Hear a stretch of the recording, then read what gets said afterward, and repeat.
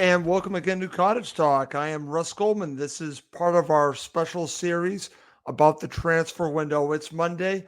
We're a little bit over 24 hours, a couple more hours than that, probably about 26 hours to go of the transfer window. And I do have some updates that I'll be sharing on this transfer window special for about 15 to 20 minutes. Also, want to mention on deadline day, I will be having a live show. I look forward to bringing that to you. We'll talk about the latest in transfer speculation. Hopefully, by then, a couple of Fulham signings, maybe some players leaving. Hopefully, we'll have some more information to share. I think we should as we get closer to the end of the window, and I will be sharing that show on Tuesday. Also, I'll be looking back at the window, the summer transfer window, and asking the question of the Fulham signings from this summer, hits or misses. We're going to go through each and every one, and I'll be asking everyone, is it a hit or is it a miss? And there are several to go through. I think most of them are obvious, but we'll talk about it. Are they a hit or are they a miss? But let's get to the latest in transfer speculation, but I do have to do one thing before we go on to start the show. As always, please do subscribe on YouTube and Apple Podcasts. It does help other Fulham supporters find us. We are getting a lot of people signing up to the YouTube channel. I just want to say thank you. We really appreciate it. It helps build up that YouTube channel. So thank you very much for that. Okay, let's get to the latest and greatest. And again, this might not be completely up to date, so let's keep this in consideration. That right now, when I'm doing this show, it's roughly about 8:30 UK time, 8:30 p.m. So things can change fairly rapidly. So let's start here. Let's talk about what broke this morning. This was from Fabrizio Romano, and it deals with Saša Lukić. And according to him on Twitter, Saša Lukić has just signed contracts as new Fulham player, permanent move completed from Torino after medicals on $10 million fee. Okay.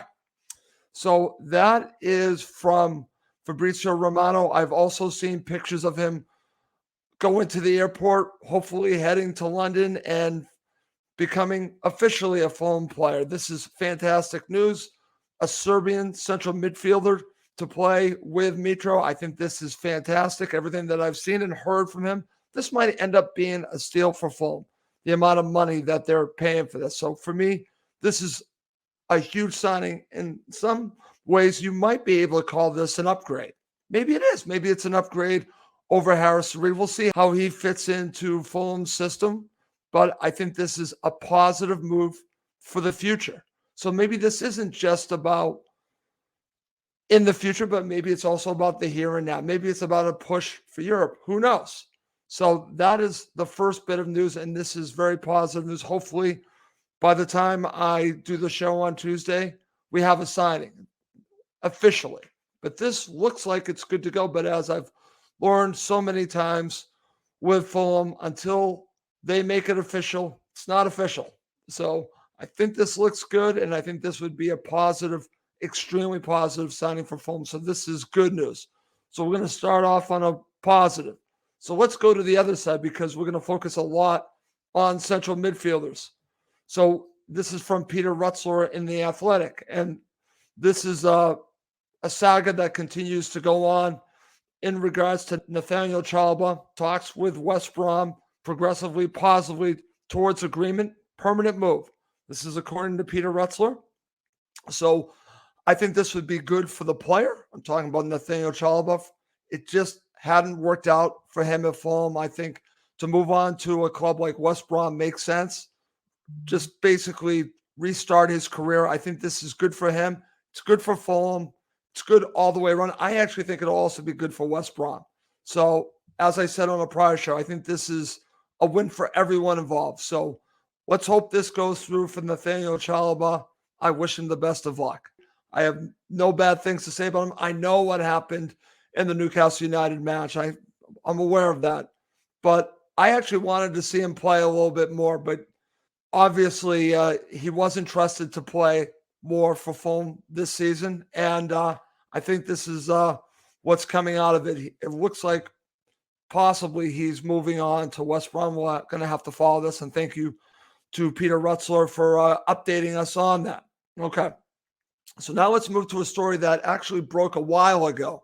So I want to say 18 or 19 hours ago. And this is something worth following.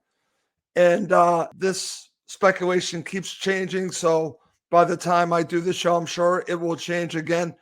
Like I said, this speculation really got going from Mike McGrath in the Telegraph when he posted this tweet about 18 or 19 hours ago. Here it is. Fulham are close to agreeing a deal for Norway midfielder Sander Berge from Sunderland following talks over the weekend. Now, Sander Berge is a well thought of central midfielder. Now, here's the thing, and I've seen Fulham supporters thinking, well, if they got Lukić, why would they go after another one? I actually think they're not linked, meaning I think that they are potentially going after both. So for me, I would love to see them bring in more central midfield help. He could potentially play that number 10 role. He could play the number 8 role, maybe even back up Pauline. I think he has the ability to play all three. I could be wrong on that. But as I've said, when he came to Sheffield United, it was a big deal and biggest signing ever for Sheffield United. They need the money. And there's been all speculation that Newcastle United were hot and heavy for him. Now I see speculation that they're not involved anymore. There are other clubs involved. And let's see where this takes us. And I would like to see Fulham bring in multiple central midfielders. So I'm all for this. Let's see if they can get it done over the line. It's a fluid situation. There are some big clubs that have been involved if you go by the speculation. So we'll see. Based on what I've been seeing, Fulham have been aggressive with this. So I think it's a player Fulham might really want to go along with Lukić. So let's just throw that out there to go along with Paulinho, Reed, and then Pereira. Why not? Why not bring in more reinforcements in central midfield? I'm all for this. So let's see if this becomes a reality. I'll say it again. I don't think that because they got Lukić that they're not going to continue to go after Sander Berge. I could be wrong on this, but I think Fulham are going for it. I think they are looking towards not just the future, but for the here and now, possibly getting into Europe. So I think this would be a huge positive move. And based on what I'm hearing, it could be up to 20 million pounds. That's a significant deal. So we'll see if this ends up happening for Fulham.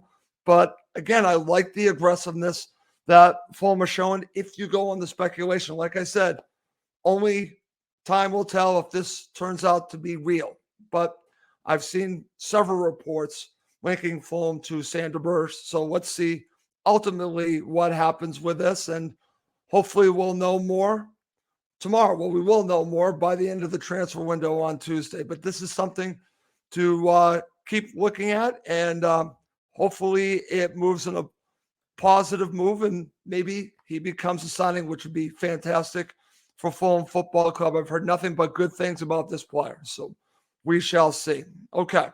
So now let's talk about some speculation that I'm not so sure of. People are doubting the source, but I'm going to share it anyways. So let's now talk about this because again, like I said, I'm not 100% sure, but there has been speculation about Antonee Robinson. So let's talk about that coming from a source, I believe, in Turkey. So let's just talk a little bit about that. That Man City might be interested in Antonee Robinson and that they might be making a bid. Now, I could possibly see this happening because it looks like Cancelo might be going away. So it does make sense. But here's the thing. It makes sense that they might be interested in Antonee Robinson. But from a Fulham perspective, it makes no sense. Because unless you have a replacement, I would not sell Antonee Robinson. Again, this is just speculation that has broken in, I'd say, the last 4 to 6 hours. So we shall see. I believe the gentleman's name is Ikram Connor. So we shall see if he is right about the speculation. He broke it on Twitter that Manchester City were looking to possibly make a bid for Antonee Robinson. I don't see Fulham selling Antonee Robinson. It just makes absolutely no sense for them, at least not right now, maybe in the summer. just not now. Like I said, unless they would have a replacement that was at the level or better, I don't do this because you end up hurting yourself. We've now have seen what a weakened left back looks like for Fulham Football Club. No, no, no. Do not even think about selling Antonee Robinson and leaving them with just Kurzawa. It makes no sense. I don't see that. But again, it's out there that it's the silly season. It's a silly time. We'll see if anything comes of that. Also want to mention there is also speculation that Fulham might release Josh Onaman. He'll be a free agent. So if that happens, I wish him the best of luck. I thought that he has helped Fulham over the years and in one season get promoted to the Premier League. So in a way, I'll always have like a soft spot for Josh Onaman, but he was not a Premier League player. Let's just call it what it is. He just is not at that level. He's a championship player. So it makes sense that Fulham would release him if that is true. If they do give him his releases, all kinds of talk that they will. And if they do, best of luck to Josh Onaman. I wish him only the best in the future. And I hope he would then find a new home because he deserves a fresh start. Just like Nathanial Chalobah, I don't wish either one of them bad. I only wish them the best if they end up leaving Fulham Football Club. Okay, very good. Okay, coming up next to end this show, I'm actually going to talk about the FA Cup. Okay, to end this show of Cottage Talk, actually going to talk a little bit about the FA Cup. The draw just came out, and if Fulham beats Sunderland, they will face Leeds United at Craven Cottage. So I say, let's go for it. Let's go up to the Stadium of Light and beat Sunderland and then face Leeds United at home. I like Fulham's chances at home against Leeds United. I think it would be fantastic. And then we could see how far they can go. Honestly, now I wouldn't say all in, but I'm farther into the FA Cup than I was prior because I could see a path for Fulham. There's a very good path here. So go to the Stadium of Light. Let's see you beat Sunderland and then take on Leeds United. I think that would be a fun run, and it would be a run. So it would be a cup run. So come on, Fulham, get it done against Sunderland so we can go on a cup run. I think that would be great. So I think this is a positive draw for Fulham. Now they have to take care of business so they can face Leeds United at home. Okay, very good. All right, we do have some comments. Let's see what people are saying. So Steve Rounds, I believe Steve is talking about the deal for Saša Lukić. 8 million fee is good business. I agree with you. I totally agree with you. Okay, let's see what Steve Turner has to share.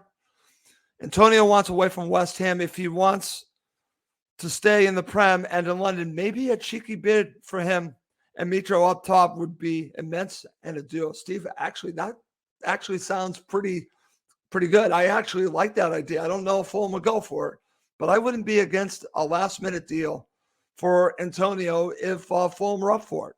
That is not a bad idea, my friend. I kind of like that. Okay. Let's see what else we got. My friend Val chimes in. They should unload a few more that don't make the bench or only play cup games. Val, I actually agree with you on this. It's funny because if you look at it, Fulham are pretty light right now compared to other teams in the Premier League. Get rid of the players that you're not going to play. Maybe bring in a couple more that you're going to play, honestly, because I don't think that you need excess baggage as you're basically describing here. Get rid of some players and bring in some more players. I'm all for it, but you don't have much time to do that. So interesting there, Val. All right, let's see. This is also from Steve Wood, you, my friend.